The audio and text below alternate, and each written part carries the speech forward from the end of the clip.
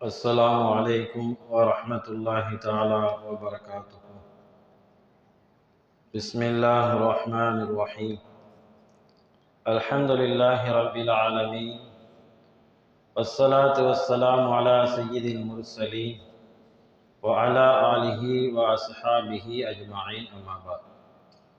وقد قال الله تبارك وتعالى في القرآن الكريم: أعوذ بالله من الشيطان الرجيم، بسم الله الرحمن الرحيم.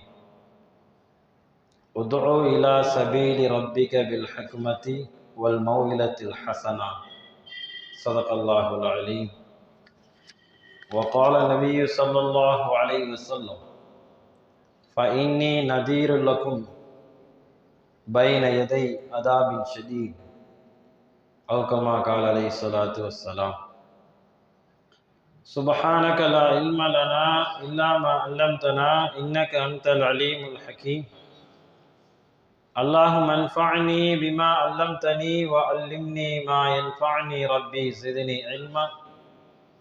ربنا رب ارحمهما كما ربياني صغيرا. ربي ادخلني مدخل صدق واخرجني مخرج صدق واجعل لي من لدنك سلطانا نصيرا. اللهم صل على سيدنا محمد وعلى ال سيدنا محمد وبارك وسلم عليه، يا أول الأولين ويا آخر الآخرين ويا ذا القوة المتين ويا راحم المساكين ويا أرحم الراحمين.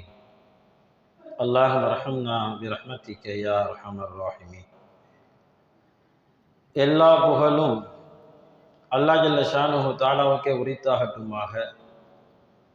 எனது உயிரிலும் மேலான ஹஸரத் ரசூலுல்லாஹி ஸல்லல்லாஹு அலைஹி வஸல்லம் அன்னவர்களின் மீதும் அன்னவர்களின் அடிச்சுவற்றை சற்றும் அடிபரலாமல் பின்பற்றிய உத்தம சத்திய சஹாபாக்கள், தாபியன்கள், தபா தாபியன்கள், நாதாக்கள், சுகதாக்கள், நல்லோர்கள், உலக முஸ்லிம்கள், குறிப்பாக நம் அனைவரின் மீதும் அல்லாஹ்வின் அன்பும் அருளும் என்றென்றும் நின்று நிலவட்டுமாக.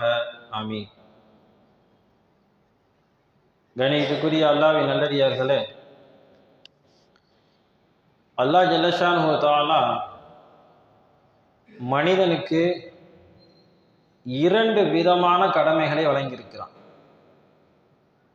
அமல் என்று பார்க்கும் பொழுது நிறைய கடமைகள் இருக்கிறது. பொதுவாக இரண்டு முறையான கடமைகளை அல்லாஹ் வழங்கியிருக்கிறான். ஒரு இஸ்லாமியனை பொறுத்த மாத்திரம் முதலாவது கடமை இஸ்லாத்தை ஏற்று அல்லாஹ்வுக்கு அடிபணிந்து அல்லாஹ்வும் அல்லாஹ்வுடைய தூதர் ஸல்லல்லாஹு அலைஹி வஸல்லம் அவர்கள் எதை சொன்னார்களோ, எதை கட்டளையிட்டார்களோ, எதை தவிர்ந்து கொள்ள வேண்டும் என்று கட்டளையிட்டார்களோ, இதையெல்லாம் ஏற்று நடக்க வேண்டியது முதல் கடமை. அதோடு மாத்திரம் அது நின்றுவிடவில்லை. ஒவ்வொரு மனிதனுக்கும் இரண்டாவது கடமை ஒன்று இருக்கிறது. அந்த இரண்டாவது கடமை என்னவென்றால், தான் அனுபவித்த அந்த இஸ்லாத்தை பிறருக்கும் எடுத்து சொல்லக்கூடிய கடமை. தான் அனுபவித்த, தான் செய்த அமலை பிறரும் செய்ய வேண்டும் என்ற அந்த ஆசை, பிறருக்கு எடுத்து சொல்லக்கூடிய தாவா பணி, அழைப்பு பணி, இஸ்லாத்தினுடைய கடமைகளை தான் செய்துவிட்டு அப்படியே நகர்ந்து போய்விட வேண்டும் என்று இஸ்லாமிய மார்க்கம் சொல்லவில்லை. தான் செய்த அந்த நல்ல விஷயங்களை பிறருக்கும் எடுத்து சொல்வதும் கடமை என்கிறது இஸ்லாம். ஆக இரண்டாவது கடமையாக இஸ்லாத்தை எடுத்து சொல்ல வேண்டிய கடமை ஒவ்வொரு மனிதனுக்கும் இருக்கிறது. பெருமானார் ஸல்லல்லாஹு அலைஹி வஸல்லம் அவர்களுக்கு அல்லாஹ் கட்டளையிட்டான். இந்த உலகத்திற்கு வந்த அத்தனை நபிமார்களும் இந்த அழைப்பு பணியை செய்தார்கள். பெருமானார் ஸல்லல்லாஹு அலைஹி வஸல்லம் அவர்களுக்கு இப்படி ஒரு கட்டளையை அல்லாஹ் சொல்லி காட்டுகின்றான்: உதுஉ இலா சபீலி ரப்பிக பில் ஹிக்மதி வல் மௌஇலத்தில் ஹஸனா. நபியே, உங்களுடைய ரப்பின் பக்கம் நீங்கள் அழையுங்கள். அழைப்பு பணி அறிவார்ந்த விஷயங்களை கொண்டு, மதிநுட்பமான விஷயங்களின் மூலமாக அல்லாஹ்வின் பக்கம் நீங்கள் அலையுங்கள், அழகான உபதேசத்தின் மூலமாக நீங்கள் அல்லாஹ்வின் பக்கம் அலையுங்கள் என்று அல்லாஹ் கட்டளையிடுகின்றான்.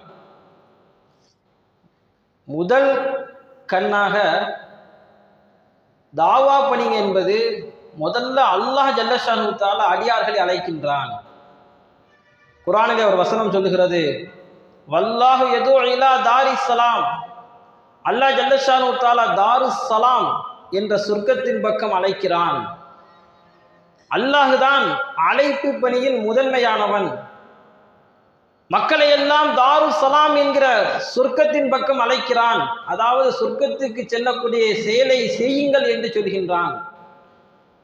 இரண்டாவதாக அழைப்பு பணிதான் பெருமானார் ஸல்லல்லாஹு அலைஹி வஸல்லமுடைய வேலையே அதுதான். ஸல்லல்லாஹு அலைஹி வஸல்லம் அவர்கள் சொல்லுவார்கள், இன்னமா புஇஸு முஅல்லிமன், நான் இங்கு இந்த உலகத்திற்கு ஒரு கற்றுக் கொடுப்பதற்காக அனுப்பப்பட்டிருக்கிறேன். அல்லாஹ்வை பற்றி, ஏகத்துவத்தை பற்றி எடுத்து சொல்வதற்காக நான் அனுப்பப்பட்டிருக்கிறேன் என்று பெருமானார் ஸல்லல்லாஹு அலைஹி வஸல்லம் அவர்கள் சொல்லுவார்கள். அல்லாஹ் ஜல்லஷானு தஆலா நபியை பார்த்து சொல்கின்றான், குல், நபியை நீங்கள் இப்படி சொல்லுங்கள், ஹாதிஹி சபீலி அதுவு இலல்லாஹ், இதுதான் என்னுடைய வழி, அல்லாஹ்வின் பக்கம் நான் உங்களை அழைக்கிறேன் என்று சொல்லுங்கள் என்று அல்லாஹ் ஜல்லஷானு தஆலா நபிக்கு கட்டளையிடுகின்றான். அழைப்பு பணி தான் மட்டும் அமல் செய்துவிட்டு நகர்ந்து கொள்வதல்ல, பிறருக்கும் எடுத்து சொல்லக்கூடிய அந்த பொறுப்பு, அந்த பொறுப்பை யார் சிறப்பாக செய்கிறார்களோ அவர்கள் தான் சிறந்த முஸ்லிம் என்கிறது குர்ஆன். வமன் அஹ்ஸனு கௌலன் மிம்மன் தஆ இலல்லாஹ் வ அமில ஸாலிஹன் வ கால இன்னனி மினல் முஸ்லிமீன், எவர் அல்லாஹ்வின் பக்கம் மக்களை அழைத்து நற்செயல்கள் செய்து நிச்சயமாக நானும் ஒரு முஸ்லீம் தான் என்று யாரு சொல்லுவாரோ அந்த சொல்லை விட சிறந்த சொல் எது என்று கேட்கிறான் அல்லாஹ் ஜல்லஷானு தஆலா. உண்மையிலேயே சிறந்த சொல்லு எது அப்படின்னா அல்லாஹ்வின் பக்கம் அழைக்கக்கூடிய அந்த சொல்லுதான். தானும் அமல் செய்து பிறரையும் அல்லாஹ்வின் பக்கம், இந்த தீனின் பக்கம், இஸ்லாத்தின் பக்கம் யார் அழைக்கிறார்களோ அதற்காக வேண்டி கூறக்கூடிய ஒரு சில வார்த்தைகள், அந்த வார்த்தைகள் தான் மிக அழகானது என்கிறான் அல்லாஹ் ஜல்லஷானு தஆலா. அல்லாஹ் சுப்ஹானஹு தஆலா நமக்கு செய்த அருட்கொடைகளிலேயே மிகப்பெரிய அருட்கொடை என்ன அப்படின்னா, நம்ம எல்லாம் இஸ்லாத்தில் ஆக்கியிருக்கிறானே, அதுதான் மிகப்பெரிய ஒரு அருட்கொடை. ஈமானுடைய பாக்கியத்தை நமக்கு கொடுத்திருக்கிறான். இதற்காக நாம் கையேந்தவில்லை. எத்தனையோ மக்கள் என்ன செஞ்சிருக்கிறாங்க, இஸ்லாத்துல விரும்பி வந்திருக்கிறாங்க, சிரமப்பட்டு இன்றும் வந்து கொண்டிருக்கிறார்கள். ஆனால் நம்மை பார்க்கும் பொழுது நம்முடைய தந்தை முஸ்லீம், தந்தையுடைய தந்தை முஸ்லீம், வாழையடி வாழையாக முஸ்லீம் என்ற கோணத்திலே அல்லாஹ் ஜல்லஷானு தஆலா ஒரு முஸ்லீமுடைய குடும்பத்திலே நம்மை எல்லாம் பிறக்க வைத்திருக்கிறான். நமக்கு எத்தனை அருட்கொடைகள் அல்லாஹ் வழங்கி இருக்கிறான். காசு பணம், சொத்து சுகம், வீடு வாசல், தோட்டம் துறவுகள், வாகன வசதிகள், எத்தனையோ வசதிகளும் அருட்கொடைகளையும் அனுபவித்துக் கொண்டிருக்கிறோம். அவற்றை எல்லாம் தாண்டி ஒரு மனிதனுக்கு மிகப்பெரிய அருட்கொடை என்னவென்றால் அந்த ஈமானுடைய பாக்கியம். ஈமான் சொல்லும்போது நமக்கு கொஞ்சம் பவர் கம்மியா தெரியுது. ஈமானுடைய பவர் எப்ப தெரியும் என்று பார்க்கும் பொழுது, நாளை மௌத்தானதற்கு பிறகு மறுமையிலே மஹ்ஷர்ல நிற்கக்கூடிய அந்த நேரத்திலே பெருமானார் ஸல்லல்லாஹு அலைஹி வஸல்லம் அவர்கள் ஷஃபாத் செய்யக்கூடிய அந்த நேரத்திலே ஸல்லல்லாஹு அலைஹி வஸல்லம் அவர்கள் இப்படி கேட்பார்கள், அல்லாஹ்விடத்திலே மன்றாடுவார்கள், யா அல்லாஹ், யாருடைய உள்ளத்திலே கடுகளவு, கடுகு எவ்வளவு பெருசு, கடுகளவு யாருடைய உள்ளத்திலே ஈமான் இருக்கிறதோ யா அல்லாஹ் அவர்களை நரகத்திலே போட்டு விடாதே என்று சொல்லக்கூடிய நேரத்தில் தான் நமக்கு தெரிய வரும் நம்முடைய ஈமானுடைய பவர். அல்லாஹ் எந்த அளவுக்கு நம்புறோம், ரசூல் ஸல்லல்லாஹு அலைஹி வஸல்லம் அவருடைய மீது எந்த அளவுக்கு நம்பிக்கை இருக்கிறது, வானம் பூமியை படைத்தவன் அல்லாஹ் என்று எந்த அளவுக்கு நம்முடைய உள்ளத்திலே ஈமான் இருக்கிறது, கபருடைய விஷயம், மறுமையுடைய கேள்விகளுக்குரிய விஷயங்கள், இவற்றிலெல்லாம் நம்முடைய நம்பிக்கை ஈமான் எப்படி இருக்கிறது. நம்முடைய ஈமானை எல்லாம் எடை போடுவதற்கு நாளைக்கு மறுமையிலே தராசு இருக்கிறது. அதனால்தான் ஈமானை என்ன செய்யணும், புதுப்பித்துக் கொள்ளுங்க, ஈமானோட இருங்கன்னு அடிக்கடி சொல்றோம். சும்மா பேச்சு வழக்கில் கூட சொல்றது உண்டு, அவனுக்கு ஈமான் இல்லப்பா, ஈமான் இல்லை. ஒரு முஸ்லீமை பார்த்து பொதுவாக வந்து ஈமான் இல்லைன்னு சொல்லிட முடியாது, சொல்லவும் கூடாது. ஆனால் ஈமான் இல்லைன்னா என்ன அர்த்தம் அப்படின்னா, ஈமான் குறைவா இருக்குன்னு அர்த்தம். ஈமான் பலகீனமா இருக்கு. நாளைக்கு மறுமையில நம்முடைய உள்ளத்தில் இருக்கக்கூடிய ஈமானை அல்லாஹ் ஜல்லஷானு தஆலா எடை போடுவான். எடை போடும்போது தெரிந்துவிடும் இந்த உலகத்தில் அல்லாஹ்வின் மீது நாம் எவ்வளவு தூரம் நம்பிக்கை வைத்தோம். தொழில் மீது நாம் அதிக நம்பிக்கை வைத்தோமா, வியாபாரத்தின் மீது அதிக நம்பிக்கை வைத்தோமா, இல்லது மற்றவர்கள் மீது அதிக நம்பிக்கை வைத்தோமா, அதையும் தாண்டி அல்லாஹ்விடத்திலே நாம் எவ்வளவு தூரம் நம்பிக்கையோடு இருந்தோம் என்ற விஷயம் நாளைக்கு மறுமையிலே அல்லாஹ் ஜல்லஷானு தஆலா தராசு வைத்து எடை போடக்கூடியவனாக இருக்கிறான். இந்த ஈமானுடைய பவர், இந்த ஈமானுடைய வலிமை மஹ்ஷர்ல நிற்கக்கூடிய அந்த நேரத்தில் ஸல்லல்லாஹு அலைஹி வஸல்லம் ஷஃபாத்தை பெறக்கூடிய நபராக இருக்கக்கூடிய நேரத்திலே தான் தெரிய வரும். அந்த வகையில் பார்க்கும் பொழுது நம்ம எல்லாம் அல்லாஹ் ஜல்லஷானு தஆலா முஸ்லீம் ஆக்கியிருக்கிறான், ஈமான் கொண்டவர்களாக ஆக்கியிருக்கிறான். நமக்கு மிகப்பெரிய ஒரு ஆயுதத்தை அல்லாஹ் கொடுத்துட்டான் கையில. முஸ்லீம் என்ற ஒரு பதவி, ஈமான் என்ற ஒரு பொக்கிஷம். அந்த பொக்கிஷத்தை நம்ம அப்படியே வச்சிட்டோம்னா இத்து போயிடும். எந்த ஒரு பொருளாக இருக்கட்டும், பெட்டிக்குள்ள போட்டு மூடி அப்படியே வச்சுட்டோம் அப்படின்னா வீணா போயிடும். எவ்வளவு விலை மதிப்புள்ள பொருளாக இருந்தாலும் சரி,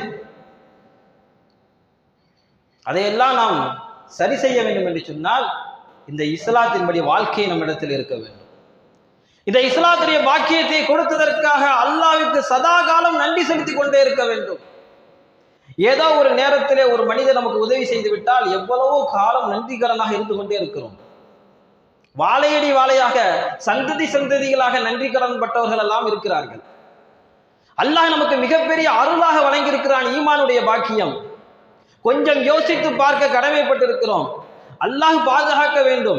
நம்மை எல்லாம் இஸ்லாத்தில் அவன் படைக்கவில்லை, முஸ்லிம் சமூகத்திலே ஆக்கவில்லை என்று சொன்னால் நம்மால் முயற்சி செய்து இந்த இஸ்லாத்திற்கு வருவது என்பது எவ்வளவு பெரிய விஷயம். அதற்கு அல்லாஹ் தான் நாடணும். இருந்தாலும் கூட நம்ம அனைவரின் மீது அல்லாஹ் என்ன செஞ்சிருக்கிறான், கருணை இரக்கம் உள்ளவனாக இருக்கிறான். அதனால தானே முஸ்லிம்களுக்கு தானே சொர்க்கம் படைக்கப்பட்டிருக்கிறது, காஃபிர்களுக்கு சொர்க்கம் கிடையாது. அல்லாஹ் ஜல்லஷானு தஆலா சொர்க்கத்தை படைத்து தயாரித்து வைத்திருக்கிறான். யாருக்காக? முஸ்லிம்களுக்காக, ஈமான் கொண்டவர்களுக்காக. அந்த மூமியினுடைய பட்டியலில் அல்லாஹ் ஜல்லஷானு தஆலா நம்ம எல்லாம் ஏற்றி வச்சிருக்கான். அல்லாஹ்வை வணங்கக்கூடிய பாக்கியம் ஈமான் என்ற அந்த விஷயத்தின் காரணமாக, இஸ்லாம் என்ற அந்த விஷயத்தின் காரணமாக மிகப்பெரிய ஒரு பாக்கியத்தை வல்ல ரஹ்மான் நமக்கு வழங்கி இருக்கிறான். அல்லாஹ் ஜல்லஷானு தஆலா வசனத்திலே சொல்லுவான், ஃபமை யுரிதுல்லாஹு அன் யஹ்தியஹு ஷத்ரஹு லில் இஸ்லாம். யாருக்கு அல்லாஹ் ஜல்லஷானு தஆலா ஹிதாயத்தை தர வேண்டும் என்று நாடுகிறானோ அவருடைய உள்ளத்தை விசாலமாக்கி விடுகிறான். என்ன உலகம் இது, அற்பமானது, அல்லாஹ் தான் இதைவிட பெரியவன் என்ற விசாலத்தன்மை அல்லாஹ் உள்ளத்தில் ஏற்படுத்துவான். என்ன தொழில், என்ன மனைவி மக்கள், ஒரு அற்பமான உலகம், இதையெல்லாம் பெரிய உலகம் நாளைக்கு மறுமையில இருக்கிறது என்ற உள்ளத்தில் அல்லாஹ் ஜல்லஷானு தஆலா விசாலத்தை ஏற்படுத்தி விடுவான். நாம் இப்போது சிந்திக்கிறோம், இந்த உலகத்தை விட மறு உலகம் நமக்கு நம்முடைய உள்ளத்தில் விசாலத்தன்மை கொண்டதாக ஆகிவிட்டதா? இந்த உலகம் தான் நமக்கு பெரிதாக தெரிகிறது. நாளைக்கு நம்ம என்ன செய்ய போறோம்? இன்னும் 6 மாதம் கழித்து நம்முடைய நிலை என்ன? இன்னும் 5 வருடங்கள் கழித்து நம்முடைய நிலை என்ன? இதை பற்றி தான் நாம் சிந்தித்துக் கொண்டே இருக்கிறோமே தவிர, நமக்கு அந்த 5 வருடத்திற்குள்ளாக மௌத்து வந்து விட்டால் அந்த மௌத்துக்கு பிறகு நாம் மன்னரையை அடைய வேண்டியது இருக்கிறது, அதற்கு பிறகு நாம் மஹ்ஷரை அடைய வேண்டியது இருக்கிறது. அதற்கான தயாரிப்பு நாம் என்ன செய்து வைத்திருக்கிறோம்? அல்லாஹ் ஜல்லஷானு தஆலா யாருக்கு ஹிதாயத்தை நாடுகிறானோ உள்ளத்திலே விசாலத்தன்மையை வழங்கி விடுகின்றான். அதே நேரத்தில் அல்லாஹ் சொல்லி காட்டுகின்றான், வமை யுரிது அய்யுதில்லஹு யஜ்அல் சத்ரன் தையிகன் ஹரஜன். யாருக்காவது அல்லாஹ் ஜல்லஷானு தஆலா ஹிதாயத்தை வழங்கணும்னு நினைக்கல, வழி கெடுக்கணும்னு நாடிட்டான் அப்படின்னா அவருடைய உள்ளத்துல என்ன செஞ்சிருவானா, ஒரே நெருக்கடியை ஏற்படுத்திடுவான். தொழுகை கூப்பிட்டா வர முடியாது, நெருக்கடி. நோன்பு வைக்க சொன்னா வைக்க மாட்டாங்க, அல்லாஹ் நெருக்கடியை ஏற்படுத்திடுவான். நிறைய காசு பணம் இருக்கும், ஜகாத்து கொடுங்கள் என்று சொன்னால் கொடுக்க மாட்டார். அல்லாஹ் ஜல்லஷானுவ லையிக்கன் நெருக்கடியை ஏற்படுத்தி விடுவான். ஹஜ்ஜி செய்யுங்கள் என்று சொன்னால் இன்னும் வயதாகட்டும் என்று சொல்லி விடுவார்கள். ஆக இது போன்ற விஷயங்கள் எல்லாம் அல்லாஹ்வுடைய ரஹ்மத்தின் மூலமாக நமக்கு கிடைக்கிறது. ஒவ்வொரு அமலும் நாம் செய்ய வேண்டும் என்று சொன்னால், தொழுகையாக இருக்கட்டும், நோன்பாக இருக்கட்டும், எந்த ஒரு அமலாக இருக்கட்டும், அல்லாஹ் ஜல்லஷானுவ தஆலா நம்முடைய உள்ளத்திலே அந்த ஷரஹ் என்கிற அந்த விசாலத்தன்மையை போடாவிட்டால் நம்ம எங்கேயும் வர முடியாது. இப்ப ஹிதாயத் என்பது மிக முக்கியம். யாருக்கு இந்த இஸ்லாமுடைய வாய்ப்பு கிடைக்கவில்லையோ, இந்த இறை நம்பிக்கையுடைய வாய்ப்பு கிடைக்கவில்லையோ, யார் அல்லாஹ்வை தெரிந்து கொள்ளவில்லையோ, மறுமையை பற்றிய பயம் கொள்ளவில்லையோ, மறுமை இல்லை என்று இந்த உலகத்திலே அப்படியே சுற்றித் திரிகிறார்களோ, அவர்களை பார்த்து குர்ஆனுடைய ஒரு வசனம் சொல்லுகிறது, அவர்கள் எப்படிப்பட்டவர்கள்? மறுமையை நினைக்கிறது இல்லை, சொர்க்க நரகத்தை பற்றி நினைக்கிறது இல்லை, மனம் போன வாழ்க்கையை வாழ்ந்து கொண்டிருக்கக்கூடிய அந்த நபர்களை பார்த்து குர்ஆன் சொல்லுகிறது, லஹும் குலூபுன் லா யஃப்கஹூன பிஹா வலஹும் அய்னுன் லா யுப்சிரூன பிஹா வலஹும் ஆதானுன் லா யஸ்மஊன பிஹா. அவர்களுக்கு உள்ளங்கள் இருக்கும். எப்படிப்பட்ட உள்ளம் தெரியுமா? இதயம். லா யஃப்கஹூன, எதையுமே விளங்காது. இந்த இஸ்லாத்தை பற்றி எடுத்து சொன்ன போது எதுவுமே கேட்காத அந்த உள்ளம் அல்லாஹ் சொல்லி காட்டுகிறான். அவருடைய காதுகள் இருக்கும், எதையும் கேட்காது. என்ன உபதேசம் செஞ்சாலும் செவியும் எடுக்காது. அவருடைய கண்கள் இருக்கிறது, எந்த ஒரு நல்ல விஷயத்தையும் பார்க்காது என்று சொல்லிவிட்டு அல்லாஹ் சொல்லினான், அவர் எப்படிப்பட்டவர்கள் தெரியுமா? உலாய்க கல் அன்ஆம், அவர்கள் கால்நடையை போன்றவர்கள். நம்ம பாஷையில சொன்ன எரும மாடை போல. கால்நடைனா நம்ம பாஷையில சொன்னா, புழக்க பாஷையில அவர்கள்லாம் ஒரு எரும மாட்டை போல அப்படின்னு சொல்லிட்டு அதோட அந்த வசனம் நிக்கல. உலாய்க கல் அன்ஆம், அவர்கள் எல்லாம் கால்நடையை போன்றவர்கள் சொல்லிட்டு அல்லாஹ் அதோட முடிச்சுக்கிறல. மறுபடியும் அந்த வசனம் தொடருது, இல்ல இல்ல பல்ஹும் அலல், கால்நடை கூட சேர்த்துக்கல ஒரு கணக்குல, அதை விடவும் மோசமானவர்கள். யார் மறுமையை பற்றி நினைக்கவில்லையோ, மஹ்ஷரை பற்றி யோசிக்கவில்லையோ, இந்த உலகமே கெதி என்று யார் வாழ்கிறார்களோ, அல்லாஹ்வின் மீது யாருக்கு நம்பிக்கை குறைவாக இருக்கிறதோ, அவர்கள் எல்லாம் இந்த லிஸ்ட்ல சேர்ந்தவங்க. அல்லாஹ் சொல்லி காட்டுகிறார். எப்பேற்பட்ட ஒரு வார்த்தை! ஏன்னா கால்நடைகளை விட ஏன் மோசமானது அல்லாஹ் சொல்றான் அப்படின்னா, சில நேரங்களில் கால்நடைகளும் சரி செஞ்சிட முடியும். ஒரு கயிறை கட்டி இழுத்துட்டு போனா வந்துடும். ஏதாவது ஒரு அதுக்கு கொடுக்கக்கூடிய இலைகளை இலைதலைகளை கொடுத்தா வந்துடும். கூட்டி கொண்டாந்து பள்ளியாசல் கட்டி போட்டுடலாம். நம்ம ஆட்கள் என்ன செய்ய முடியாது, எதை கொடுத்தும் பள்ளியாசல் கூட்டிட்டு வர முடியாது, ரொம்ப கஷ்டம். அதனால தான் அல்லாஹ் ஜல்லஷானுவ தஆலா பல்ஹும் அலல், அந்த கால்நடைகளை விட மோசமானவர்கள் என்று சொல்லி காட்டுகின்றான். ஆக நேர்வழியும் ஹிதாயத்தும் ஈமானும் அல்லாஹ் நமக்கு வழங்கி இருக்கக்கூடிய மிகப்பெரிய ஒரு அருள்கொடை. இந்த உலகத்துல ஒருத்தர் வியாபாரம் செய்யறாரு. அந்த வியாபாரத்துக்காக வேண்டி எல்லோரும் வியாபாரம் செய்யக்கூடிய நபர்கள் இருக்கிறோம், நமக்கு எல்லாமே தெரியும்.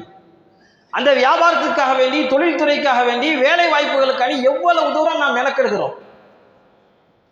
அது என்ன தொழிலாக இருந்தாலும் சரி, சாதாரண தொழில இருந்து பெட்டிக்கடையில இருந்து வச்சுக்கலாம்.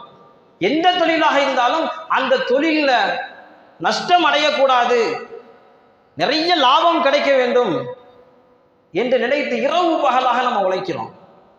மனைவி மக்களை தள்ளி வைக்கிறோம் வியாபாரத்துக்காக வேண்டி. மனைவிட்டு அன்பா பேசுறது இல்லை, பிள்ளைங்கிட்ட அன்பா பேசுறது இல்லை, நட்பு வட்டாரத்தில் என்ன செய்யறதில்ல, ஜாலியா இருக்கிறது இல்லை. எல்லாத்தையும் நீக்கி தள்ளிட்டு வியாபாரம் தொழில்துறை என்று சதாகாலம் தெரிந்து கொண்டே இருக்கிறோம். காரணம் என்ன? கொஞ்சம் நான் அசந்துட்டா சொல்லுவாங்க, கொஞ்சம் நான் அப்படி வந்துட்டா என் தொழில் கெட்டு போயிடும். ஒரு நாள் லீவு போட்டுட்டா என்னுடைய வியாபாரம் போயிடும், அவ்வளவுதான். இவ்வளவு மெனக்கெடுதல் இந்த உலகத்தில் அழியக்கூடிய சாதாரண வியாபாரத்திற்கும் தொழில்துறைக்கும் இருக்கிறது என்று சொன்னால், நிரந்தர உலகம், இந்த உலகத்தில் கட்டியிருக்கக்கூடிய வீடுகள் அழிந்துவிடும் ஒரு நாளிலே. இந்த உலகத்தில் இருக்கக்கூடிய அத்தனை பொருட்களும் அழிந்துவிடும்.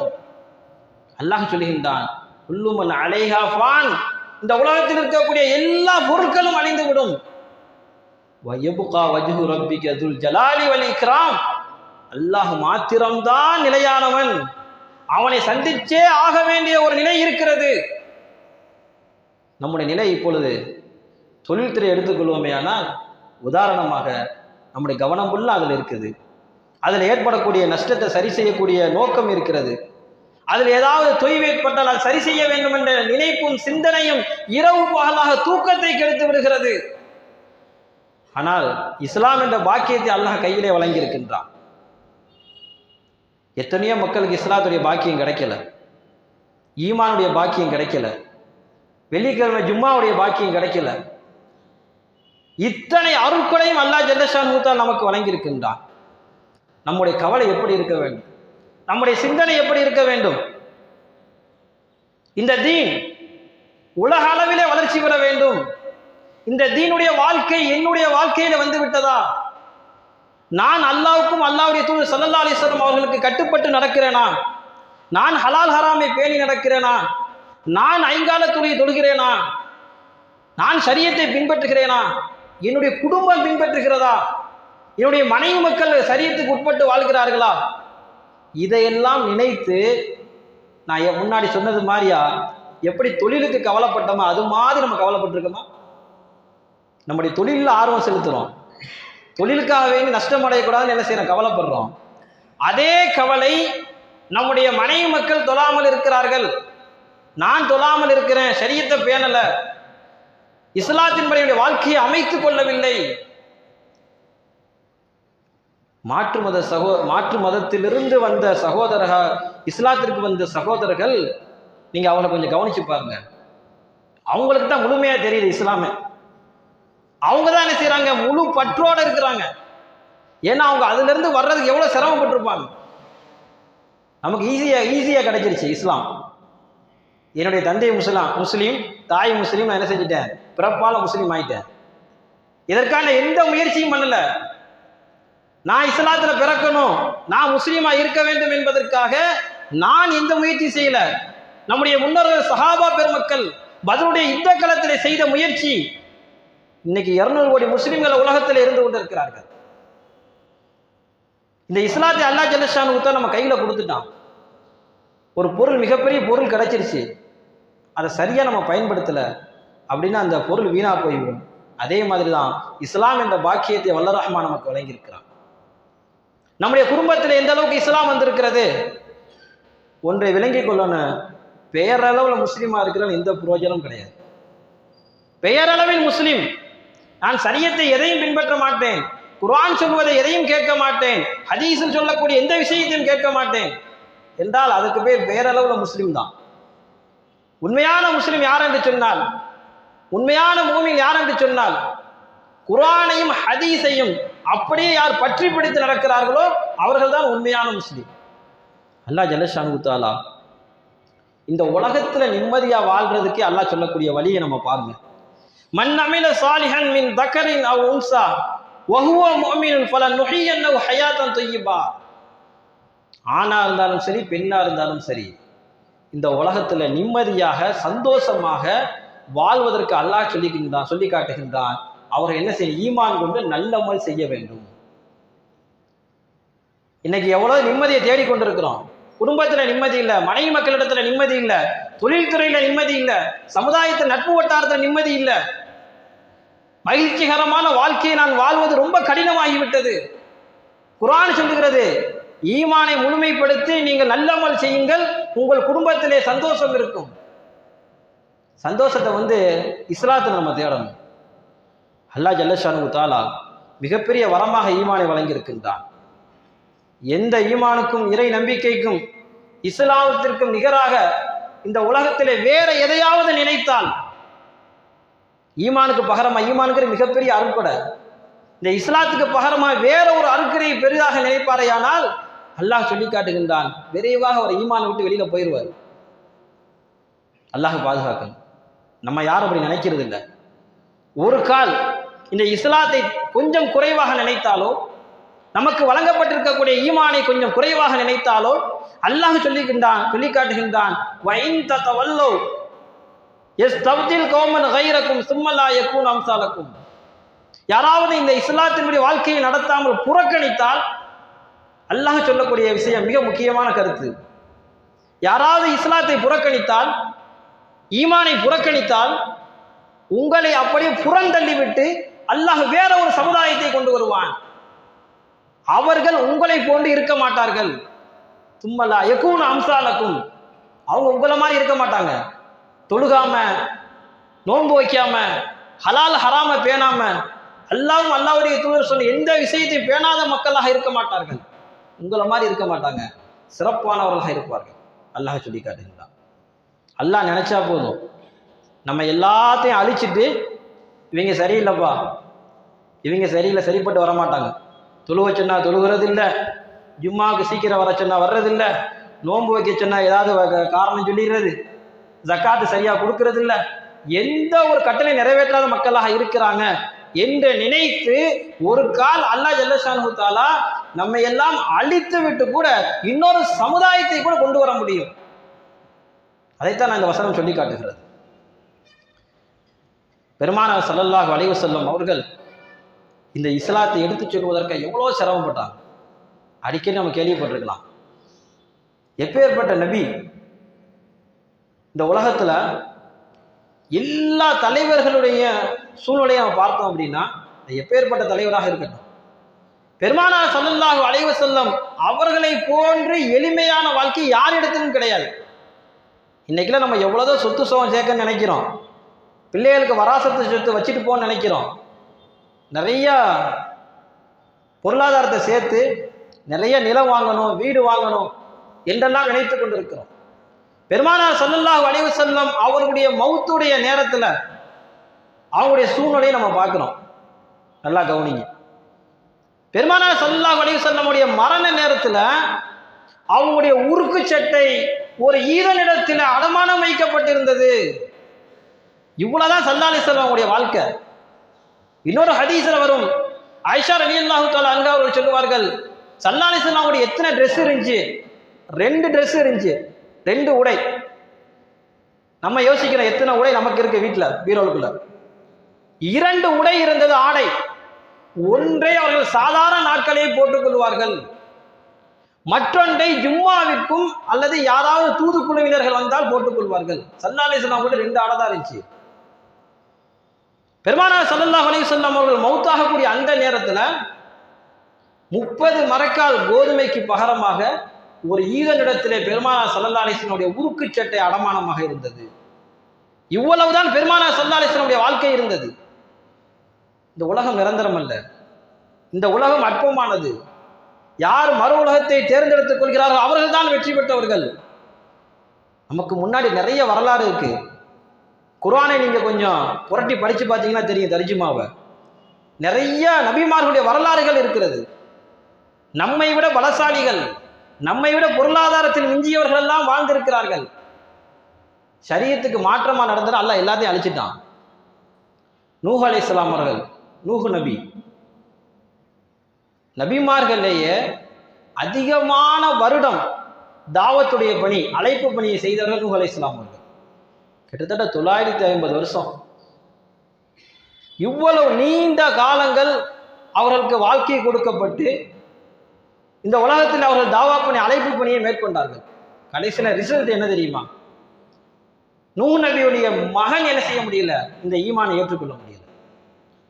நூஹ் அலைஹிஸ்ஸலாமுடைய மகனுக்கு கிடைக்காத ஈமானுடைய பாக்கியம் நமக்கு கிடைத்திருக்கிறது. நூஹ் நபி எவ்வளவு சிரமப்பட்டாங்க தெரியுமா? சாதாரண சிரமம் இல்லை, நிறைய துன்புறுத்தினாங்க, கஷ்டப்பட்டாங்க.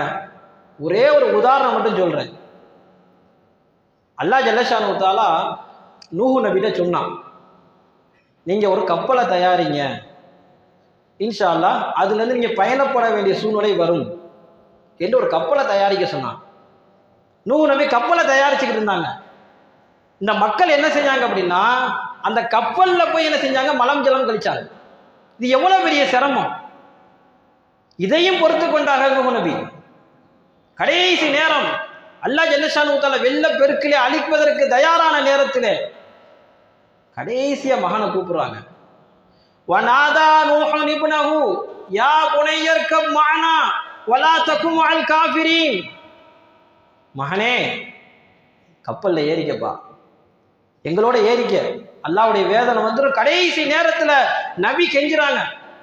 அந்த நேரத்துல கூட மகனாருக்கு அல்லாஹ் ஜல்லஷானு தஆலா அந்த ஈமானுடைய பாக்கியத்தை கொடுக்கல.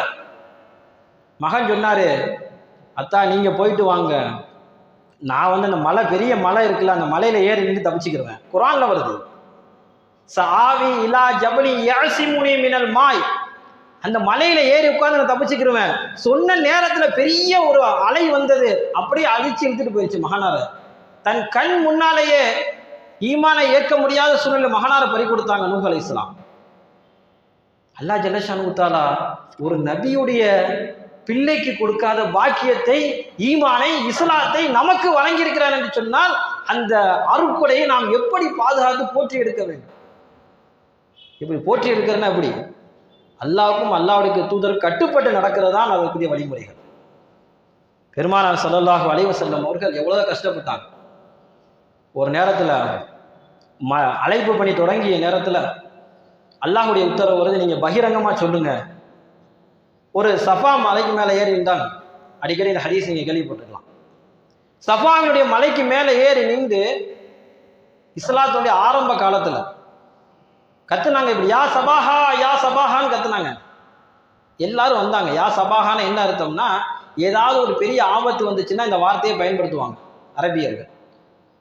எல்லாரும் வந்தாங்க. ஸல்லல்லாஹு ஒவ்வொரு குடும்பத்திலே பேரை சொல்லி கூப்பிட்டாங்க. ஃபஹ்ரு குடும்பத்தினரே வாருங்கள், அப்துல் மனாஃபுடைய குடும்பத்தினரே வாருங்கள், அப்துல் முத்தலிபுடைய குடும்பத்தினரே வாருங்கள், அதியுடைய கிளையாரே வாருங்கள். எல்லாரும் பேர் சொல்லி கூப்பிட்டாங்க. ஸல்லல்லாஹு அலைஹி வஸல்லம் மலை மேல நிக்கிறாங்க. எல்லாரும் வந்துட்டாங்க. கேட்குறாங்க, எதுக்கு எங்களை கூப்பிட்டீங்க? ஸல்லல்லாஹு அலைஹி வஸல்லம் சொன்னார்கள், இந்த மலைக்கு பின்னால் இருக்கக்கூடிய கணவாயிலே குதிரை வீர படை உங்களை தாக்க வருகிறது என்று சொன்னால் நீங்கள் நம்புவீர்களா என்று ஸல்லல்லாஹு அலைஹி வஸல்லம் ஒரு கேள்வியை கேட்குறாங்க. அப்போ மக்கள்லாம் சொன்னாங்க, ஆமா நம்புவோம். எப்படி நம்பாம இருப்போம்? எப்படி நம்பாம இருப்போம்? ஏன் தெரியுமா? மா ஜர்ரப்னா அலல்லாஹி அலைக்க கதிபா, உங்களத்தை நாங்கள் பொய் சொல்லியே பார்த்ததே இல்லையே. அரபி வார்த்தை, அருமையான வார்த்தை. மா ஜர்ரப்னா ஸல்லல்லாஹு அலைஹி வஸல்லம் பார்த்து மக்கள் சொன்னாங்க, உலகத்தில் யாரை பார்த்தும் இப்படி சொல்ல முடியாது, நீங்க பொய் சொல்லி நாங்கள் பார்த்ததே இல்லையே அப்படின்னு. பொய் சொல்லி நாங்கள் அனுபவப்பட்டதில்லையே என்பதுதான் அந்த வார்த்தைக்குரிய அர்த்தம். ஸல்லல்லாஹு பார்த்து சொன்னாங்க, நாங்கள் நீங்க பொய்யே சொன்னது கிடையாது, சொல்லுங்க, நீங்க சொன்னா நாங்கள் நம்புவோம். பின்னாடி குதிரைப்படம் வருதுன்னா கண்டிப்பா வரத்தான் செய்யும். இதை கேட்டுட்டு ஸல்லல்லாஹு சொன்னாங்க, ஃபஇன்னி நதீரு லக்கும் பைன எதை அதாபின் ஷதீத். மிக முக்கியமான விஷயம் அது. உங்களை நான் என்ன கடுமையான வேதனை வர்றதுக்கு முன்னாடி எச்சரிக்கிறேன். அல்லாஹ்வுக்கு பயந்து நடந்து கொள்ளுங்க, அல்லாஹ்வை ஏற்றுக்கொள்ளுங்க என்று ஸல்லல்லாஹு அலைஹி வஸல்லம் அவங்க சொல்றாங்க. சொன்ன உடனே எல்லாரும் கேட்டுட்டு அதுக்கு பிறகு திட்டிட்டு போனாங்க. ஆஹா, இதற்கத்தான் என்னை கூப்பிட்டாயா என்பதாக திட்டிட்டு போவாங்க. ஆனால் ஸல்லல்லாஹு அலைஹி வஸல்லம் அவர்கள் எல்லாரையும் கூப்பிட்டு சொன்ன விஷயம் என்ன தெரியுமா? உங்களுக்கு நான் கடுமையான வேதனையை எச்சரிக்கிறேன். இதுதான் உபதேசம், நமக்கு சொல்லப்பட்ட உபதேசம். வேதனை வர்றதுக்கு முன்னாடி நம்ம என்ன தப்பிச்சுக்கிறோம். அல்லாஹ்வுடைய வேதனை வர்றதுக்கு முன்னாடி, மவுத்து வர்றதுக்கு முன்னாடி நம்ம தப்பிச்சுக்கிறோம். இந்த உலகம் நம்மளை ஏமாத்திக்கிட்டே போயிடும். இன்னைக்கு கால நேரங்கள் வீணடிக்கப்படுகிறது. எவ்வளவுதான் காலம் சென்று கொண்டே இருக்கிறது. 2024 முடிய போகுது. வாழ்க்கை வேகமா முடிஞ்சிடும். கடைசியில் மவுத்து வந்து நிற்கும். மலக்குமார் கஃன் துணி எடுத்துட்டு வந்துருவாங்க. அந்த நேரத்தில் நம்ம எதுவுமே செய்ய முடியாது. அதற்கு முன்னாடி இந்த பேசக்கூடிய 4 வார்த்தைகள், இந்த உபதேசங்கள் மூலமாக நாம் தெரிந்து கொள்ள வேண்டும். ஒவ்வொரு நிமிடம் பொன்னானவை. ஒரு வருடத்தினுடைய அருமை முழு ஆண்டு தேர்விலே ஃபெயிலா போன மாணவர்களை கேட்டு பார்த்தா தெரியும் என்பார்கள். ஒரு மாதத்தினுடைய அருமை ஒரு கருவை சுரக்கக்கூடிய அந்த கர்ப்பிணிக்கு தான் தெரியும். அதே போன்று ஒரு நாளுடைய அருமை எங்கேயாவது ஒரு நாள் பந்த் ஆயிடுச்சு அப்படின்னா அந்த தொழிலாளிகளுக்கு தெரியும். ஆஹா, எவ்வளவு சிரமம், சம்பளம் கிடைக்காது.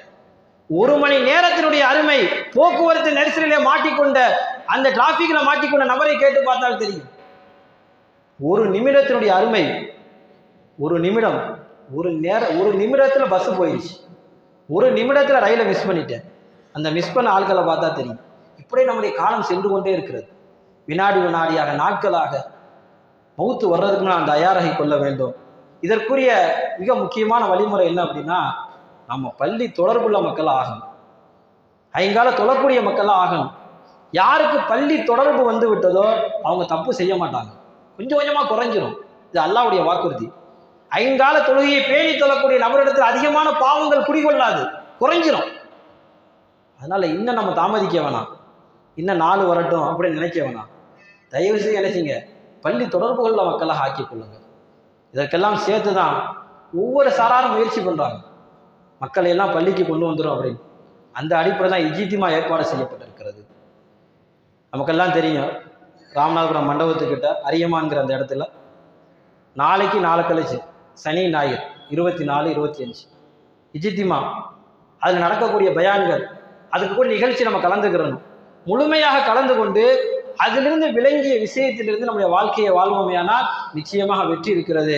அல்லாஹ் ஜல்லஷானு தஆலா அந்த இஜ்திமாவில் முழுமையான முறையில் கலந்து கொண்டு அதில் கிடைக்கக்கூடிய விஷயங்கள் மூலமாக பூரா உலகத்துக்கும் ஹிதாயத்தை நாடக்கூடிய சூழ்நிலையை வல்ல ரஹ்மான் அனைவருக்கும் ஏற்படுத்தி தந்தல் புரிவானாக.